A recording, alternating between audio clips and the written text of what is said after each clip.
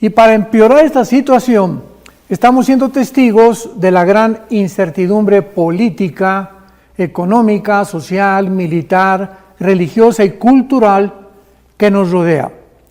Todos estos fundamentos que sostenían antes a nuestras sociedades están siendo derrumbados ante nuestros propios ojos, porque ya no existen verdaderas democracias. Los valores morales, ya a lo bueno le dicen bueno, a lo malo bueno, a lo bueno malo, ya al mal le dicen bien, al bien le dicen mal, a todos los valores educacionales también. La libre expresión está extinguiéndose en el mundo, las garantías y libertades individuales, etcétera, etcétera. En el Salmo 11, versículo 3, hace 2000 años, el rey David dijo estas palabras: si los fundamentos fueran derrumbados, ¿qué sería de nosotros? En otras palabras, ¿cuáles son los fundamentos que sostienen a una sociedad? Bíblicamente es la familia. La familia y el matrimonio son el fundamento, la piedra angular más importante que existe para que una sociedad sobreviva. Todas las demás cosas que giran alrededor de una sociedad, la economía, la política, la milicia, la educación, etcétera, etcétera, son completamente adicionales. Vuelvo a repetir, esto es muy importante para que nosotros tengamos una perspectiva y una opinión adecuada acerca de lo que realmente en el mundo que vivimos tiene importancia. Entonces, cuando estos valores familiares, cuando la familia es completamente dividida, redefinida, donde la familia ya no es un hombre, una mujer con sus hijos, donde el matrimonio ya no es entre un hombre, una mujer, donde ya se autoriza ahora que pues la persona que se llame Raquel puede llamarse Luis, y el que se llame Jorge se puede cambiar el nombre a Paquita. Y cuando esto ya es institucionalizado,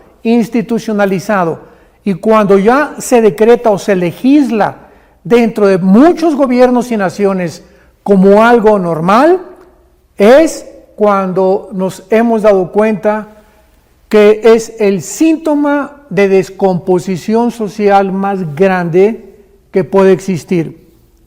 Entonces, es interesante que nosotros podamos saber que también hay millones de cristianos desinformados. Así como el mundo alrededor, como Jesucristo dijo, los gentiles buscan todas estas cosas, siempre el poder, el control, el dinero, la fama, etcétera, etcétera. Pero nosotros como pueblo de Dios tenemos otra perspectiva, porque no somos ciudadanos de este mundo. Estamos esperando, como dice en Hebreos 11, los grandes héroes de la fe, que ellos confesaron que eran peregrinos, extranjeros, y las promesas de Dios las veían desde lejos, creyéndolo y testificando de que esperaban una patria mucho mejor. El cristiano es este tipo de persona, una persona que sabe perfectamente bien que todo a nuestro alrededor se va a derrumbar, que no puede sostenerse porque se encuentra detrás de todo lo que nosotros estamos viendo, la mano pecaminosa, la fragilidad con la cual nosotros hemos nacido como seres humanos. Ahora, muy bien, ¿podía Dios quedarse callado ante tal cúmulo de depravaciones y violaciones a sus santos mandamientos? Desde luego que no. Ya en el Antiguo Testamento, Dios le dijo a Israel: no te mezclarás con mujeres extranjeras, respetarás los mandamientos de Dios, amarás a tu esposa, amarás a tu esposo, serás un ejemplo para tus hijos, etcétera, etcétera. Y dice Dios, si ustedes cumplen mis mandamientos, ¿qué es lo único que Dios nos pide? Yo voy a bendecir tu casa, voy a bendecir tu matrimonio, voy a bendecir tus hijos, voy a bendecir tus alacenas, y además hallarás gracia ante mis ojos y ante los ojos de la sociedad también. Entonces es importante que nosotros nos ubiquemos y sepamos en qué clase de mundo nos encontramos.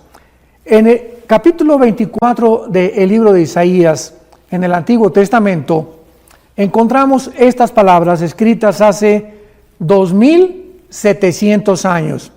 Veamos de qué forma hace 2700 años el profeta Isaías anunció la descomposición a la que el ser humano llegaría. Pero no solamente eso, sino que Isaías también nos revela las causas que se encuentran detrás de la descomposición humana y como ende o como consecuencia y resultado las maldiciones de Dios. Dice Isaías 24, versículo 3 en adelante: la tierra será enteramente vaciada y completamente saqueada, porque Jehová ha pronunciado esta palabra. Se destruyó, cayó la tierra, enfermó, cayó el mundo, enfermaron los altos pueblos de la tierra, y la tierra se contaminó bajo sus moradores. Y escuchemos las tres razones por las cuales Dios, hace 2700 años, a través de la boca del profeta Isaías, pronosticó por qué la tierra se iba a enfermar, porque es como se encuentra el mundo. Tú y yo estamos viviendo en un mundo ya con una enfermedad terminal. El mundo ya está completamente contaminado, no solamente el agua, el aire, la comida, los mares, los ríos, sino que los seres humanos hemos llegado a un punto donde se podía calificar como una transhumanización. Hemos pasado el grado de ser humano para convertirnos casi en animales. Y dice así, la primera razón por la cual el mundo enfermó: traspasaron las leyes, falsearon el derecho, número 2, y número 3, quebrantaron el pacto sempiterno. Vamos a ver en primer lugar la primera razón que Dios explica por qué el ser humano ha llegado a donde ha llegado. ¿Por qué hemos traspasado las leyes? ¿Cuáles leyes? Lógicamente las leyes que Dios estableció. Cuando Dios creó el universo, Él puso leyes cósmicas, la ley del electromagnetismo, la ley de la gravitación, la ley de las fuerzas nucleares débiles y fuertes, etcétera, etcétera. Pero también cuando nos creó a nosotros, nos puso leyes morales, porque no somos dioses. Entonces es lógico, ¿verdad?, que Dios nos pone fronteras y líneas donde nos dice: no cometerás inmoralidad, no traspasarás estas leyes que yo te he puesto, porque si tú traspasas las leyes, en este caso físicas, por ejemplo, vas manejando, ¿y para qué sirven los semáforos o las luces rojas y amarillas o verdes que el gobierno nos pone? Para decirnos que cuando aparece una ley amarilla, una luz amarilla, sepamos que tenemos que reducir la velocidad, porque viene la roja, y si te pasa la luz roja, pues estás acarreando consecuencias, o te vas a estrellar, o alguien va a chocar contigo, o vas a exponer a tu familia en un peligro tremendo, y finalmente acabarás pues o muerto o en la cárcel, y con una infracción o con un ticket o con un boleto que la policía te va a imponer. Entonces, así como hay leyes en todos lados, tanto universales como físicas y gubernamentales, hay leyes morales. Y estas leyes morales las hemos traspasado. Es impresionante a dónde el mundo ha llegado actualmente. En segundo lugar, dice la Biblia que falsearon el derecho. ¿A qué derecho está Dios hablando? Bueno, Dios está mencionando que Dios puso presidentes, vicepresidentes, monarcas en las monarquías. Desde luego Dios puso gobernantes, puso generales en el ejército, puso jueces, puso diputados, y en todo gobierno tiene que haber un panorama muy claro acerca del gobierno. Hay el gobierno judicial, el gobierno legislativo, ¿verdad?, etcétera, etcétera.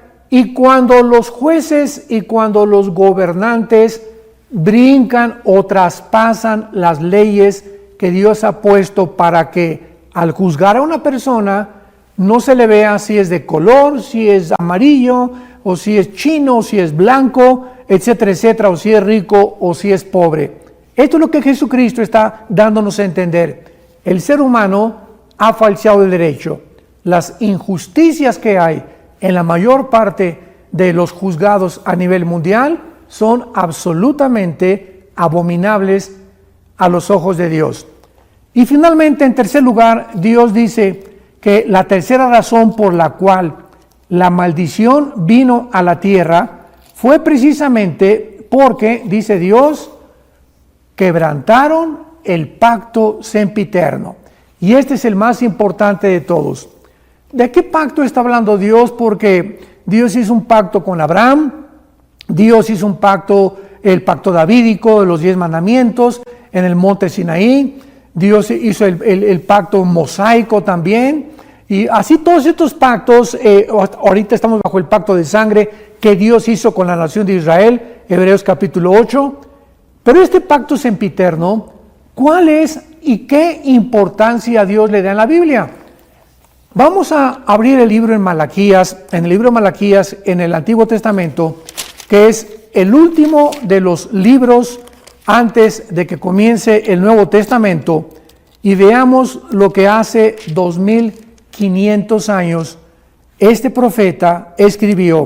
Malaquías 2, versículo 3 al versículo 15. Dios le está hablando a los líderes de Israel en su despedida. Y después de Malaquías pasaron 400 años sin que Dios le dirigiera la palabra a la nación de Israel, hasta que la primera voz que se oyó fue la de Juan el Bautista. Entonces, entre Malaquías y la apertura del Nuevo Testamento, pasaron 400 años en silencio, porque es el más grande de los juicios de Dios. Cuando Dios ya no habla, cuando ya Dios no nos dirige su palabra, es la tragedia más grande que puede el mundo atravesar. Y dice Malaquías 2, versículo 3 en adelante. Esta vez, le está hablando a los líderes, harán cubrir el altar de Jehová de lágrimas, de llanto y de clamor. Así que no miraré más a su ofrenda para aceptarla con gusto de vuestra mano. Mas dirán, ¿por qué?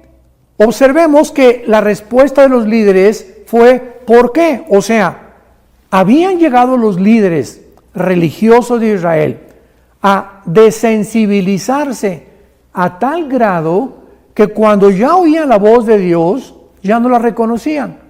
Ya no sabían distinguir entre el bien y entre el mal. Ya no estaban conscientes de los pecados de que Dios los acusaba. Y por eso cuando Dios les dice, ahora van a venir a buscarme y vas a traer tu ofrenda y vas a poner tu mano sobre la Biblia y vas a jurar en el nombre de Dios, ¿sabes una cosa? Te voy a rechazar. Y le preguntan los líderes por qué. Escuchemos la respuesta de Dios.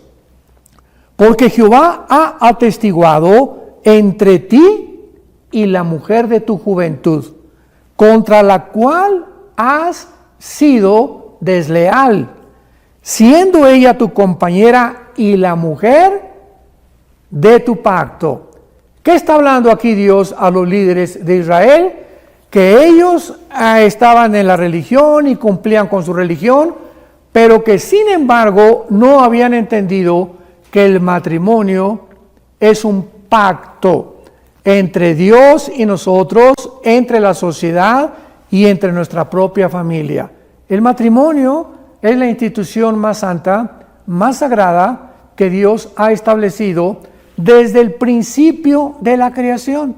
Antes de que hubiera gobiernos, antes de que hubiera empresas, Dios estableció como la columna, como el pivote, como el baluarte de la sociedad, el matrimonio entre un hombre y una mujer. Y estos líderes de Israel, pues habían violado este pacto. Estaban siendo desleales a su esposa, a sus esposas. Y ellos ya ni siquiera se habían dado cuenta de que era tan importante a los ojos de Dios. Y entonces en el versículo 15 Dios les explica por qué es tan importante ante sus ojos y por qué nosotros debemos siempre estar continuamente analizando la forma en la que nosotros estamos viviendo con nuestra compañera o con nuestro compañero que Dios nos ha dado para formar una familia. Y dice así, versículo 15, ¿no hizo él uno? O sea, Dios creó al hombre y Dios creó a la mujer, y cuando nos unimos en matrimonio ya no somos dos. Somos dos como individuos, pero ante los ojos de Dios somos una sola entidad. Dios nos ve a los dos como uno. Así que si yo voy a prosperar, mi esposa va a prosperar conmigo. Si yo voy a tener éxito, ella va a estar conmigo. Si yo sufro, ella sufre conmigo. Cuando yo estoy alegre, ella está alegre conmigo. En fin, esto es a los ojos de Dios un matrimonio. Entonces dice Dios que no hizo él uno, habiendo en él abundancia de espíritu. ¿Y por qué uno? Porque buscaba una descendencia para Dios. ¿Qué es lo que está diciendo Dios? Que cuando nos unimos en matrimonio, la descendencia, o sea, nuestros hijos, no son de nosotros. Nuestros hijos son para Dios. Nosotros tenemos solamente la responsabilidad de educarlos, de guiarlos, de darles los principios espirituales que Dios nos ha puesto, pero nuestros hijos son de Dios y son prestados, ¿verdad? Porque nos duran, ¿verdad? Mientras son niños están con nosotros, llegan a la juventud y se casan, forman su familia, y esa semilla que ellos van a tener, o sea, nuestros nietos van a ser santos también, porque dice el Salmo 112, versículo 2, la descendencia de los justos será bendita. Entonces Dios está diciéndonos que Él anhela que nuestra descendencia sea bendita y que esta semilla Él la ha bendecido. Y dice más adelante, Dios, guárdense pues, cuídense en vuestro espíritu y no sean desleales para con la mujer de vuestra juventud. Esto es, regresamos a Isaías 24, versículo 5, donde Dios acusa a los seres humanos, en su mayoría, de que han traspasado el pacto de su matrimonio. Entonces ahorita vemos que ya ni siquiera hay el matrimonio. Ya hay matrimonios entre hombres, matrimonios entre mujeres, y hay matrimonios que tal vez tienen ya 15, 10 años juntos, pero divorciados hace mucho tiempo emocionalmente. Y esta es la razón por la cual aquí nosotros en Vida Nueva para el Mundo tenemos seminarios continuos de matrimonios, como el que tenemos cada octubre en la preciosa Riviera Maya, para invitar a todos estos matrimonios cristianos o no cristianos que vengan y que entiendan a través de las Escrituras las responsabilidades que cada uno de nosotros tenemos delante de Dios, para que Dios nos pueda bendecir, porque vivimos tiempos en los que tal vez tú puedas prosperar económicamente, o ya llegaste a ser diputado, o ya tienes una empresa, o ya tienes cantidad de dinero, pero sin embargo, si tu matrimonio y tu familia no están a los ojos de Dios bendecidos, todo aquello que tú tienes no te va a durar, va a ser temporal. Y dice el versículo 6 de Isaías 24, por esta causa la maldición consumió la tierra. Por esta causa nuestros pecados hacen que la tierra a nuestro alrededor se vuelva contra nosotros. Ahora podemos dar una respuesta, porque en los últimos 10, 15 años han aumentado los tsunamis, los terremotos, los huracanes, los tornados, las inundaciones, los incendios en diferentes partes del mundo, la deforestación. Estaba leyendo en la mañana que en el Polo Norte se está deshielando con una velocidad tremenda todo aquello que mantiene el estado climático. ¿Qué le está pasando al mundo? Bueno, la respuesta está en la Biblia. El pecado del ser humano, la forma como estamos viviendo, hace que la naturaleza se vuelva en contra de nosotros. Entonces, Dios no se puede quedar callado. Dice Gálatas capítulo 6, el apóstol Pablo en el Nuevo Testamento, lo que sembramos, lo tenemos que recoger. Y la cosecha que tenemos ahorita alrededor es simplemente lo que en los últimos años hemos venido sembrando. Destrucción, divorcios, inmoralidad, lucha contra las leyes de Dios, rebelión contra el gobierno, contra las autoridades, y no es posible que podamos creer que vamos a seguir disfrutando las bendiciones de Dios.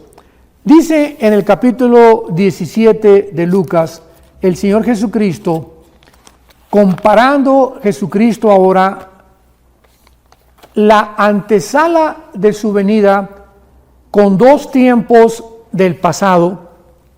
Cristo comparó y dijo, la última generación, o sea, la que tú y yo estamos viviendo, Cristo dijo, será como dos generaciones que tuvo lugar en el pasado. Uno, en los tiempos de Noé, en el diluvio, y dos, en los tiempos de Lot. Así que Dios quiere que pongamos atención a estas dos generaciones del pasado para que sepamos y las podamos comparar si de alguna manera se relacionan con nosotros en el siglo XXI. Dice Lucas 17, versículo 26, y aquí es Jesucristo el que está hablando. Como en los días de Noé, así también será en los días del Hijo del Hombre. O sea, Jesucristo está diciendo, algo que sucedió en esta generación se va a volver a repetir. Como en los días de ¿quién? No de Abraham, no de David, no de Sansón, no de Salomón, no de Esther, no, como en los días de Noé. ¿Qué pasó en los días de Noé? ¿Qué está pasando en nuestra generación? Cristo lo dice, versículo 27. Comían, bebían y se casaban y se daban en casamiento hasta el día en que entró Noé en el arca y vino el diluvio y los destruyó a todos. Un momento, veamos que nos dice, en los tiempos de Noé todos fornicaban, todos eran unos degenerados, todos eran unos borrachos, parranderos y jugadores. Por eso vino el diluvio y se los llevó a todos. No dice eso, ¿verdad? Cristo no está mencionando pecados.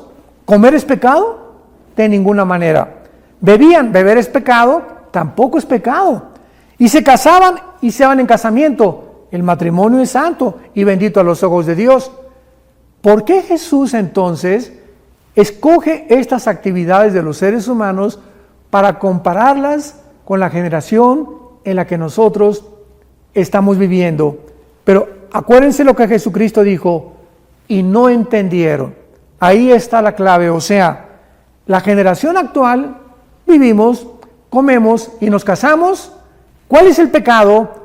Que todo esto lo estamos haciendo sin tomar a Dios en cuenta. O sea, tú puedes vivir y decir, yo bebo, me caso, no hay ningún problema, pero se nos olvida y tenemos que entender, por eso Jesús dijo, y no entendieron, que la vida es más que la comida, más que beber, más que trabajar, más que estar buscando un bienestar. La vida es la palabra de Dios.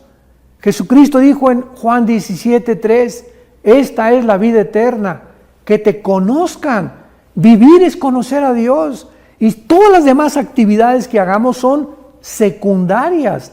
No tienen importancia porque cuando muramos, lo único que va a prevalecer es si tú en esta vida alimentaste tu espíritu, le entregaste tu vida a Jesucristo y descubriste en esta vida que era un colegio, una escuela, una preparación que Dios nos está dando para la vida eterna que Él nos ha preparado.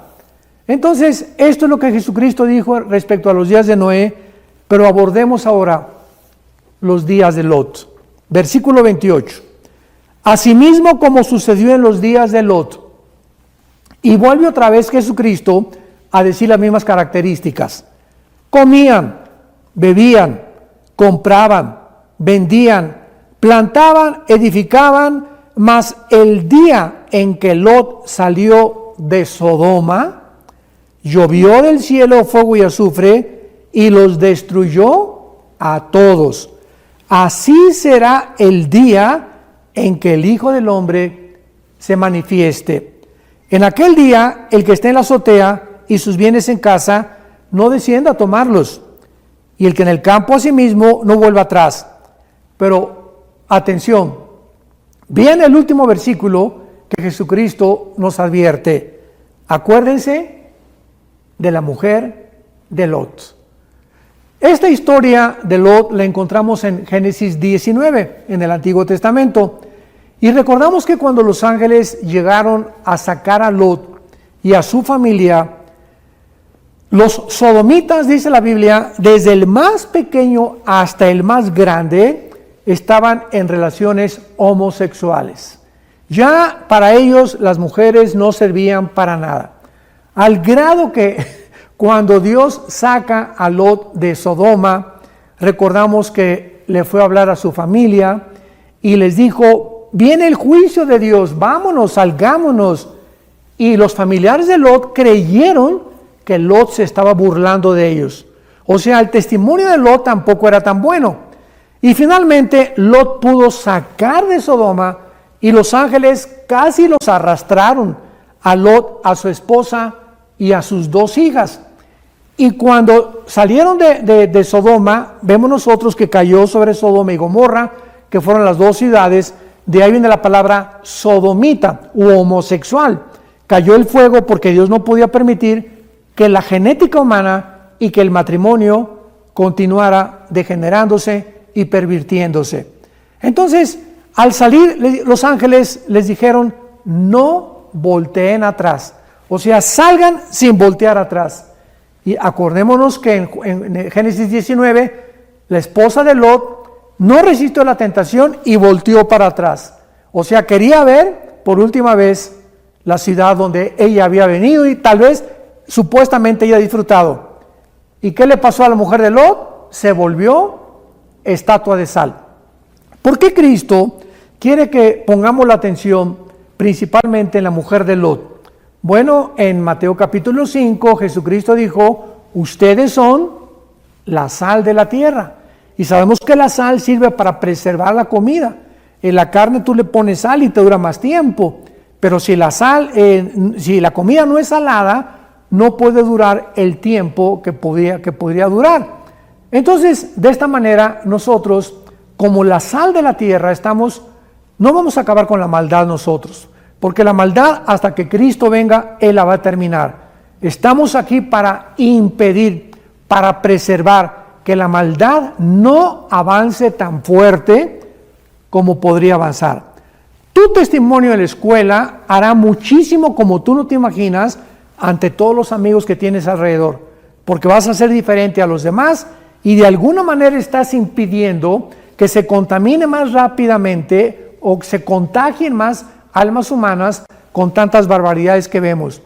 Tú en tu despacho de abogados, en tu clínica de médicos, en el hospital donde tú trabajas, en fin, donde quiera que estemos, en la familia, estamos impidiendo con nuestro testimonio, con la vida de santidad que podemos nosotros vivir, que la maldad se multiplique. Y cuando Jesucristo dice que la mujer de Lot se convirtió en estatua de sal, está diciéndonos lo siguiente: que cuando Él venga va a haber cantidad de cristianos convertidos en estatuas de sal. O sea, ahí van a estar, pero jamás hablaron, jamás testificaron y siempre con los ojos como la mujer de Lot en el mundo. Yo hay cristianos que les pregunto: ¿tú quisieras que venga Cristo mañana? Y dicen: bueno, es que tengo muchos planes todavía y yo quisiera, ¿verdad?, todavía gozarme un poco más, etcétera, etcétera, porque de alguna manera aman el mundo. Y hay otros como a Pablo que le preguntaron: oye, ¿qué preferías, seguir viviendo o morir? Y Pablo contestó: si me quedo viviendo y es para la obra de Cristo, prefiero no morir. Pero si muriera, es ganancia, porque es mucho mejor la muerte para nosotros que seguir en este mundo de sufrimientos, de lágrimas, de tristezas, de decepciones, de frustraciones, etcétera, etcétera. Entonces, esto es muy importante porque actualmente estamos viviendo una época en el mundo donde hay un grupo de cristianos que han comenzado a enseñar que el mundo va a mejorar. Esto lo vamos a continuar en el próximo estudio, que el mundo va a mejorar, que el cristiano va a establecer el reino de Dios, que va a haber un gran avivamiento antes de la tribulación. Y la Biblia en ninguna parte enseña estas barbaridades. Por eso se llama la teología del reino y de la prosperidad. Muchos creen que los Estados Unidos se van a levantar con un avivamiento futuro, Argentina para Cristo, México para Cristo, y estas barbaridades solamente pueden tener una base hasta Apocalipsis 22, cuando las naciones, ya gobernando Cristo con David como vicerregente en Jerusalén, van a ser gobernadas por Dios. Pero antes de que venga Cristo, no hay tal cosa como México, o sea, que una nación entera se vaya a convertir, o un avivamiento nacional. Los avivamientos que vamos a tener antes de que Cristo regrese serán pequeños. Y en cada iglesia cristiana hay siempre un remanente de cristianos fieles, y hay un avivamiento en familias, en pequeñas localidades, pero la Biblia no habla que habrá un avivamiento antes de que Cristo regrese. Gracias a Dios que la mayoría de los cristianos estamos convencidos que nos encontramos viviendo en los últimos tiempos, descritos en la Biblia, porque el Señor nos advirtió claramente, Mateo 24, Marcos capítulo 13, Lucas capítulo 21, en los últimos tiempos vendrán terremotos, nación contra nación, pestes, etcétera, etcétera. Y Cristo nos dijo, en los últimos tiempos vendrán los avivamientos más grandes de la historia. Él no quiso ser deshonesto con nosotros y nos advirtió, cuando vean estas cosas, cuando vean el regreso de Jerusalén, que es la higuera, Mateo 24, 32, entonces sepan que no pasará una generación sin que estas cosas acontezcan. Pero este grupo o esta falsa teología del reino y de la prosperidad ha hecho precisamente creer a muchas personas y a muchos cristianos también, ¿verdad?, que vendrán tiempos mejores, y a través de este grupo especial de creyentes, las instituciones gubernamentales serán puestas bajo la autoridad de Dios. Nosotros vamos a establecer en el mundo el reino de Dios, y esto lo agregamos a otra falsa teología que se llama el preterismo. Preterismo significa del pasado, que enseña que todas las profecías ya se cumplieron cuando el general Tito de Roma invadió Jerusalén en el año 70, y ahí se cumplió lo que Jesucristo estaba diciendo en Mateo 24, y que las profecías del Apocalipsis ya se cumplieron también.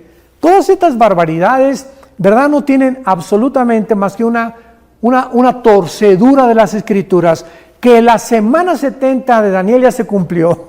O sea, esto ya es inaudito, porque esta semana 70 de Daniel simplemente tenemos que recordar lo que el ángel le dijo a Daniel. Desde la orden de reconstruir Jerusalén hasta el Mesías habla 483 años, no días, y aunque fueran días no podrían coincidir tampoco. Y en segundo lugar, dentro de la semana 70 de Daniel se profetiza que Israel se va a convertir, cosa que no hemos visto todavía. ¿Cuándo se va a convertir Israel? Romanos 9, Romanos 10 y Romanos 11. Estas personas del preterismo arrancan estas páginas para poder acoplarse a su teología estas falsas enseñanzas. Pero todo esto ha sucedido con esta falsa teología del reino y de la prosperidad, en la cual todos nosotros tenemos que tener muchísimo cuidado, porque si no lo tenemos, vamos a poder caer en falsas esperanzas, y nuestra esperanza no es la tribulación ni el anticristo.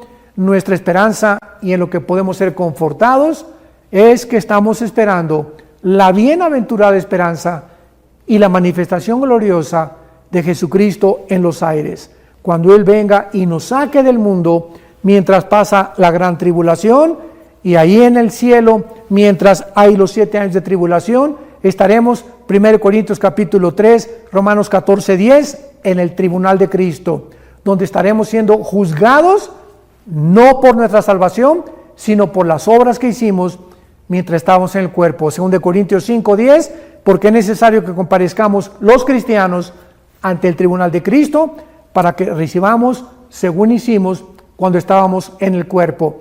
Y después del tribunal está en capítulo 19 del Apocalipsis las voces del Cordero, y claramente las bodas del Cordero están antes de la segunda venida de Jesucristo en el capítulo 19 del Apocalipsis.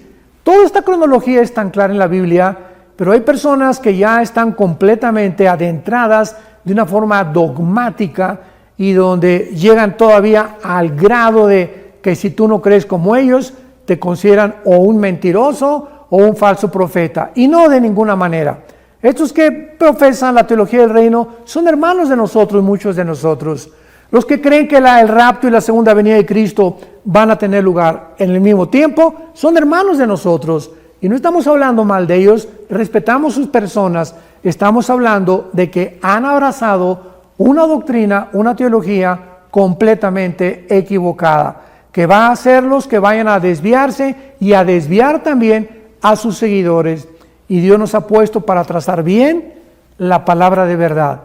Que Dios te bendiga y vamos a continuar con esta falsa teología del reino y de la prosperidad, y por la cual en los últimos años hemos visto a tal cantidad de líderes cristianos cayendo porque creyeron que eso era lo más importante en su vida cristiana.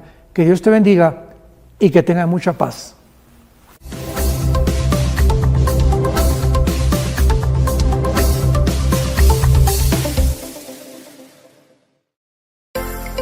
Vida Nueva para el Mundo se sostiene y propaga el mensaje de salvación de Jesucristo gracias a Dios y a tus donativos. Llevemos juntos el Evangelio de Jesucristo al mundo entero. Realizamos eventos, seminarios, congresos y diferentes programas para dar a conocer el mensaje de salvación y el poder de nuestro Señor, transformando y edificando vidas de mujeres, hombres, niños alrededor del mundo. ¿Qué pasa cuando decides hacer tu donativo? Aunque no puedas llevar la palabra personalmente a todo el mundo, de esta forma lo estás haciendo. Con tus donativos o aportaciones, estás sembrando y formando parte de lo que Dios está haciendo en su obra. Estás ayudando a traer luz a la oscuridad, paz al conflicto y esperanza a los que no tienen ninguna. Dona desde México.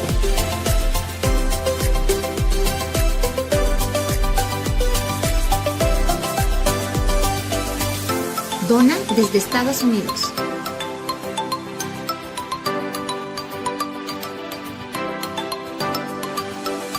Para el resto de donaciones de otras partes del mundo, www.vidanuevaparaelmundo.org.mx/dona.